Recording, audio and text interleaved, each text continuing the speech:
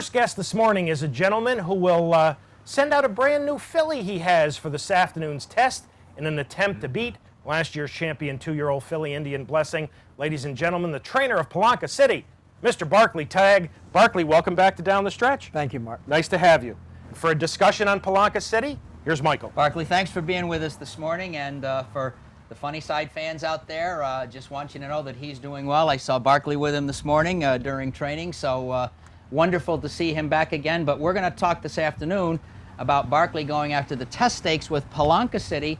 And my first question, Barkley, is this filly from the Midwest that owner William Stieritz, is that correct? Yes. Transferred to you a few weeks ago. First question, do you have other horses for Mr. Stieritz? No, I do not. Okay. On the surface of it, it looks like this is a jump into some pretty deep water. So my question is, what has encouraged you to try this race for her today? Well, she looks like a pretty honest filly, and she's pretty fast. Now, like several of these horses have much better figures than she does.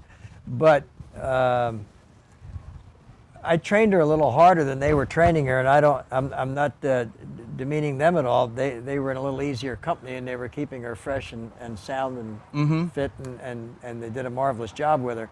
But I thought for this competition, if I could get away with it, I'd train her a little harder, and she responded to it so far. Now, whether it'll move her up or not, I don't know. Yeah. But I worked her 5 furlongs 4 times, and I think she went in like 101 and then 59 and change and 59 and change and then about a minute or a minute and change. So they were all very good works. None of them seemed to take anything out of her at all, and she bounced out of them quite nicely, and she's had probably five days between the last work and this race. So I think she's coming into it quite nicely, and whether it'll move her up enough to win this kind of a race or not, I don't know, but she's a lovely filly, and we're happy to have her, and so far so good. Well, we're going to take a look at her race in the Miss Preakness at Pimlico when we get it set up, Barkley, and she's coming off a victory there. You didn't have her. It was in the mud, and here we are.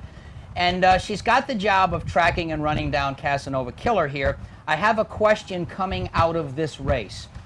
Although, and again, you didn't have her. Although she's been a mile twice, and she didn't do well at a mile each time, she has for most of her life gone 5 and 6 furlongs. So I guess I have to ask you, as you step up, she is training well, but is 7 furlongs a concern for you, especially having missed the Prioress? Well, the whole race is a concern to me, naturally, Yeah.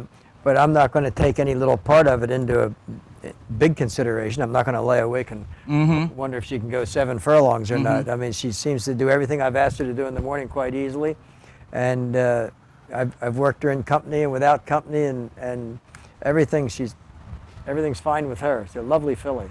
So I can't believe that 7 furlongs would be a problem for her. I mean, most horses gallop 1.5 miles every day, so I don't worry about the distance that much. It's just the competition is the main thing, and it looks like a formidable race. If she can move forward and handle it, it would be a tremendous thing for us. So. And for our audience, we apologize for this situation on the race. Oh, okay, good. Sorry, okay. Barkley, I want to switch gears a little bit here. Last week, you brought Tale of a Cotty back in the Jim Dandy.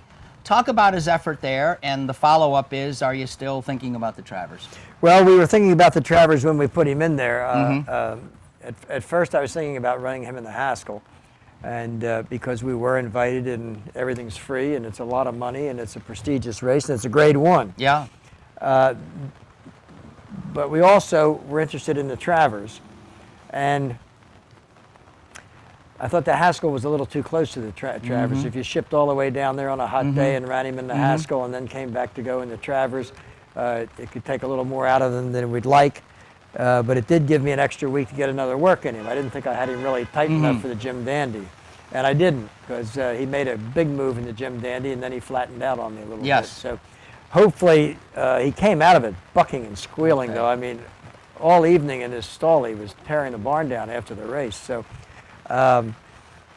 we're hoping that race will move him forward toward the Travers, and we get a month or 4 weeks in between the 2 races anyway. So we're just, it's all a guessing game to a certain extent. But right now he seems to be doing quite well, and we're hoping that'll move him. I'm glad to hear that. That looked like the classic I need a race move that he had there. He Yeah. really did look sharp when he did move there on the turn. So Well, even if we'd have worked him once more Yeah. and ran him in the Haskell, he's still coming. He hadn't run since, he'd run in the Belmont. I was Belmont, thinking of yeah, the other horse. yeah, The other horse yeah. hadn't run since the Derby that we had in the Haskell originally. And I just thought it was a little too tough for him. yeah. So we'll see today, because if Nicky's horse, or if Todd's horse, Yeah. if a Toned wins it, why, it's going to make me eat crow, because we were just eked out a win against a Toned in the Tampa Bay. But anyway, you have to make decisions, and we thought it was best. yeah. And actually, I wasn't even going to run this horse in the Jim Dandy, Uh-huh. but PJ called me at 12 o'clock.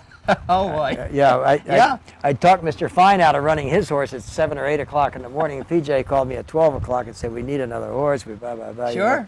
And I thought, well, maybe it'd be better to get a race under his belt on this track, and it might move him better toward the Travers. So we stuck him in there at the last minute. Well, for my part this morning, Barkley, thank you. Here's Mark. I have the pleasure of talking with Barkley about his stakes-winning 3-year-old filly, My Princess Jess. In a moment, you're going to take a look at the Lake George. She's number 2. She's 3rd, inside, in behind. This was the first grass race of the meet, Barkley, so nobody really knew how bad the turf course was. Abarcoa somehow finds a seam in the run through the stretch. This is a nice filly you have. Well, it does look like she's a nice filly. I don't know who told the Jacksons about her, but they called me and asked me, because she was stabled right there at Belmont. I was in the right place at the right time. They called me and asked me if I'd go look at her. And, she was just a lovely looking filly. She was athletic looking and moved well and did everything well. And she's already had won a small stakes. And I couldn't find anything wrong with her. So we had her vetted, and they bought her and turned her over to me, fortunately. And we were able to take her down and win the Boiling Springs with her right off the bat. And that was kind of funny, because she made a bit of an early move and opened up 4.5 lengths rather easily. And I don't know whether Joey was easing her, because he did tell me after the race that he had plenty of horse left, but he only won by a neck, so it was kind of a funny situation there. But anyway, it left me a little bit in doubt, but I got rid of all doubt in this last race. She's a because very honest She's filly. really tough in here, and Koa went up the inside where there was just nowhere to go, and he got in some trouble for it, but he won the race too. So. How'd she come out of the race, and what's next for her? She came out of the race bang up, just couldn't be any better. Feeling good, training good. I didn't want to run her right back in the Lake Placid, because that's just was like 3 weeks away. And I had the grade 1s in the fall kind of more in my mind. Garden City, Queen Elizabeth. There's the Garden City and the Queen Elizabeth, and she is a Florida bred, so you've got the Florida Millions and stuff like that for her too. So we've got some happy stuff ahead. Yeah, of you're us. going to have some fun with her. Yeah, She I is a think so. nice filly. I think Barkley, so. as always, thank you so much for having joined us this morning My on Down pleasure. the Stretch. We appreciate it. All the best this afternoon with Polanca City. We hope she runs well for you, comes out of it well, and we'll look forward to speaking with you again very soon. Thank you. Thanks, Barkley. Barkley Tagg, ladies and gentlemen, the trainer of Polanca City.